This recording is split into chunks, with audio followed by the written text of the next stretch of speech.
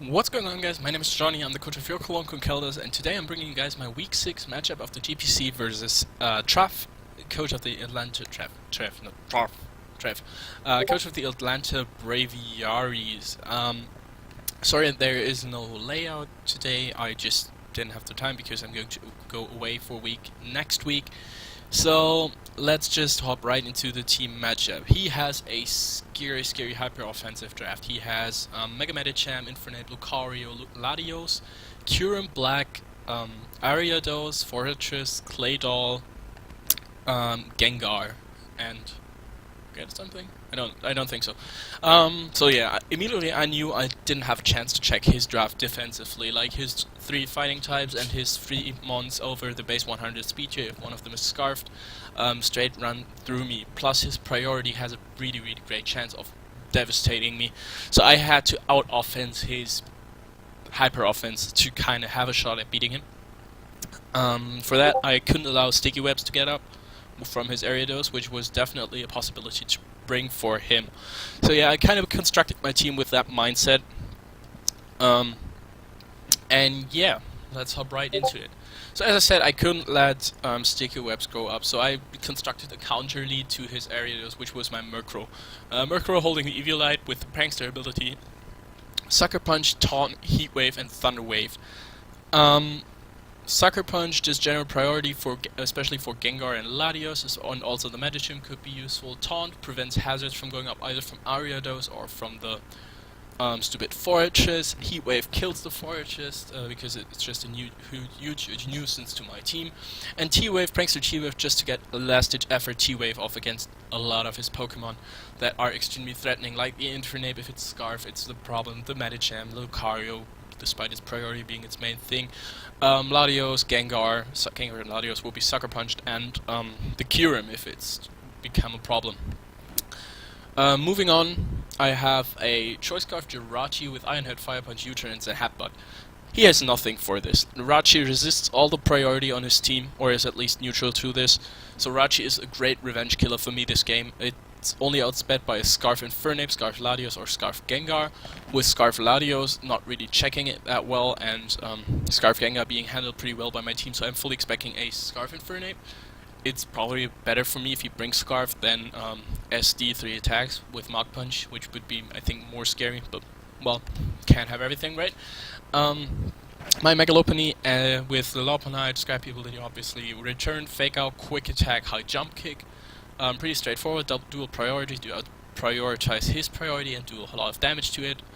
My Gramble with the Rocky Helmet, Play Rough, Reflect, Thunder Wave, and Fire Punch. I mean, Gramble is just there for getting chip damage with the Rocky Helmet and switching in, like pivoting it in. I don't think it's going to do much apart from dying, but if I can put it in, throw out a Thunder Wave, put a Reflect up, I might be in a better position to kind of beat his team down. And I really wanted this switch in to his Medicham, to his Infernape, to his Lucario, just to get the chip damage off on that, because I need a bit of chip damage to pick them off either with Rauchi, Lopunny, or with my last set, which is my Agility Max Offensive Gliscor with Earthquake, Stone Edge, and Knockoff. This thing, if I can set up, I straight run through his offense. Like, if the Fortress is gone, that's like, but Fortress can't really do anything back to me. So, with the Toxic Orb, with the Poison Heal, I can live any priority hits, and I can sweep through his team, barring any berries or stuff. Earthquake and Stone Edge hit pretty much everything, barring Gengar and Latios pretty hard, which I have knockoff for. Kyurem, if it's bulky Kyurem, I have a problem because Gliscor can't really check that, but Lopunny can do it then, so that I should be good. And my last one I forgot was my Choice Scarf Hydreigon with Draco Meteor, Flamethrower, U-Turn, Dragon Pulse. No reason really running Dark Stab. Dragon Pulse does enough to Gengar, and I never really wanted to give Lucario the free Justified boost. Problem with Hydreigon this week,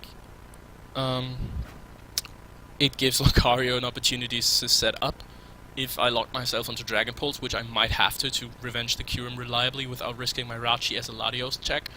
However, I didn't feel there was any other way because Kyurem is such a huge threat in itself that I need to check. If I'm non-choiced, I don't outspeed enough of his team to be effective. So I needed to bring Choice Scarf. And I feel like I felt like I can deal with the Lucario in between my Gliscor, which outspeeds every Lucario variant and can Earthquake it, and my Rachi, which outspeeds and can kill it with a Fire Punch. So I think I should be good on this part, I hope.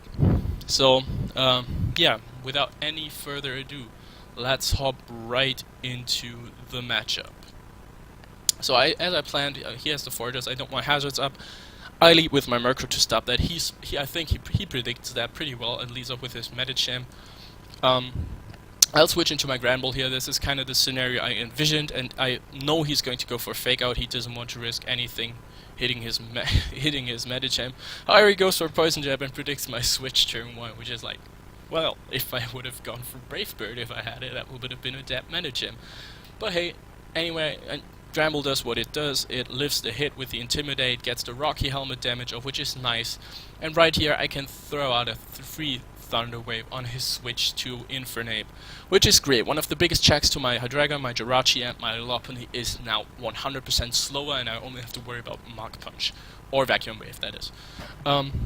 He switches as I set up the Reflect because I knew I was faster, and this was my chance. I probably should have predicted the Fortress, but hey, I switch out here into my Murkrow on his Stealth Rock. Now, hindsight, I obviously wanted to preserve Granbull for my for this Rocky Helmet damage. However, it was a mistake. I think I had Fire Fang on this Granbull for the Fortress. I changed it before the match to Flamethrower because that would have done more to Fortress anyway without risking Rocky Helmet damage. Problem is, Showdown messed up and I didn't have Fire Fang on Granbull, so I was forced to switch out here and give him Stealth Rock, which is, annoying. But right here I can just taunt to prevent any more spikes going up. I know his Kyurem is a potential switch in or anything basically, but I can't risk this. And right here I'm happy to sack off my Murkrow to get off a Thunder Wave on his Kyurem in case it's Scarfed, in case it's like a real, which is a likely thing, the huge offensive threat Kyurem is to my team. He goes for Ice Beam, straight knocks me out. But it's paralyzed, which means I can now go into my Mega Lopunny and freely fire off a high jump kick right here. I know Fortress is a switch in, which is annoying. Again, if I had Flamethrower, I would have gone for it earlier probably. But hey, nothing you can do. I don't have Fire Punch. I go for high jump kick. I kill the Fortress.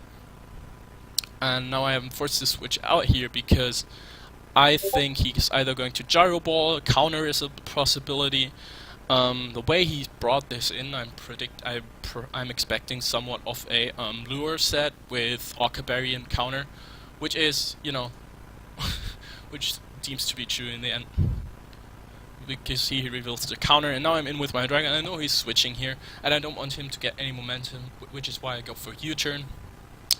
And now I can bring in my Jirachi and just click Zen Headbutt here. It hits pretty much his entire team pretty hard.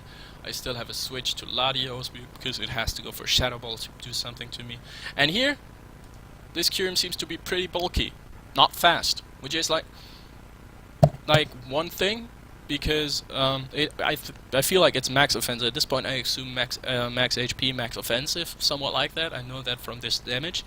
It would sort of make sense because Kyurem doesn't outspeed the whole lot on my team, so as it is.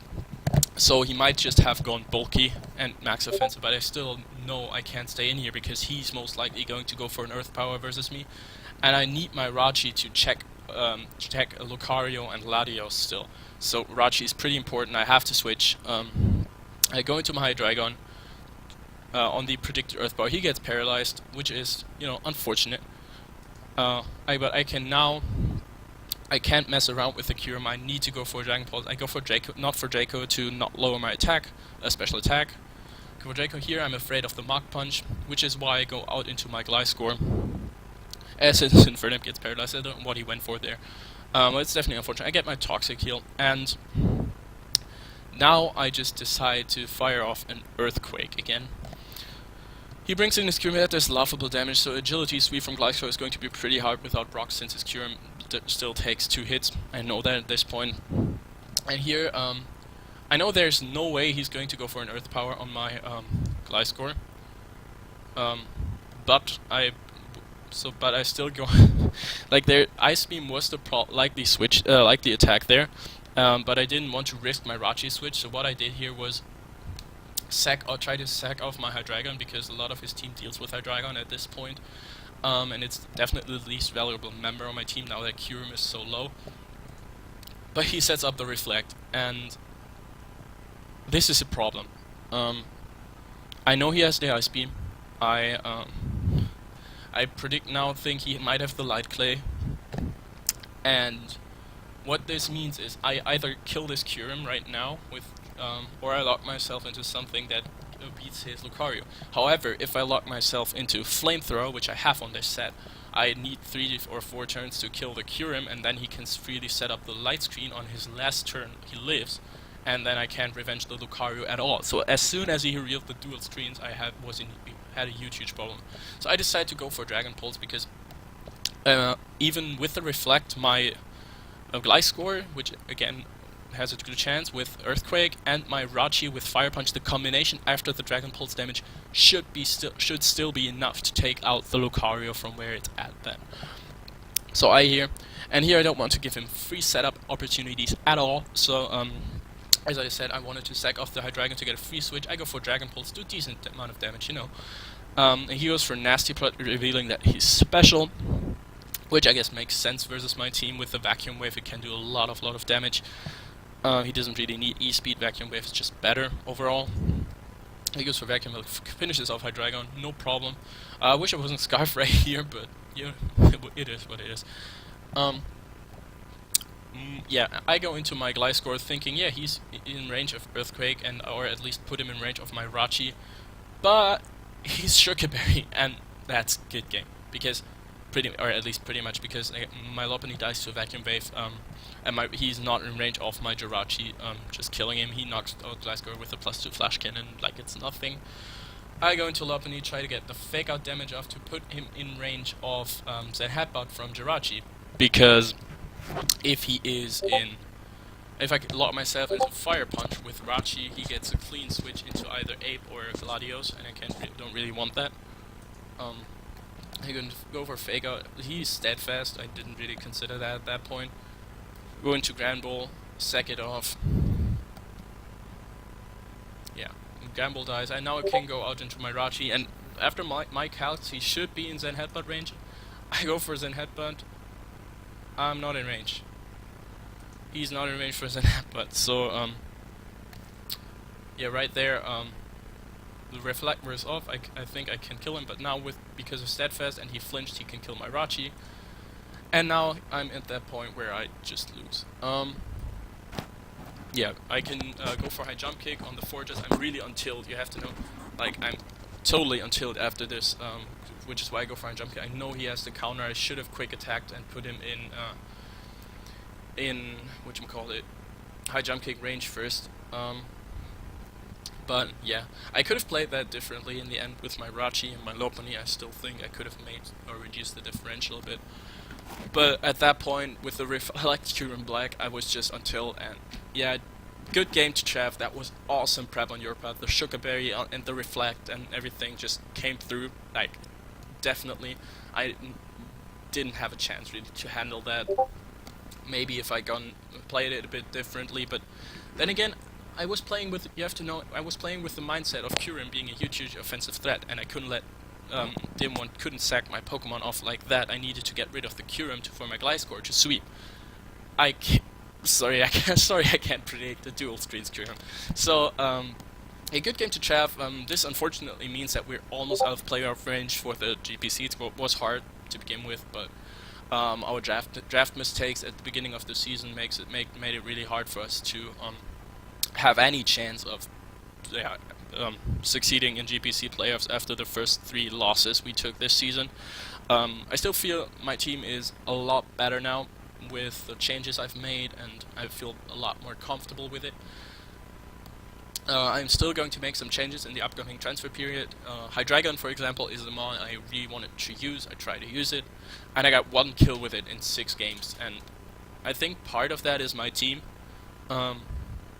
I can't really capitalize on fairies that well, or couldn't earlier, and Hydreigon is a mon that 2-shots, it doesn't OHKO. I have sort of problems with that, and also that Hydreigon and Lopunny are checked by so similar things. Like, fighting priority, a fast fighting type checks both of those. A fast fairy types in general are detrimental to both.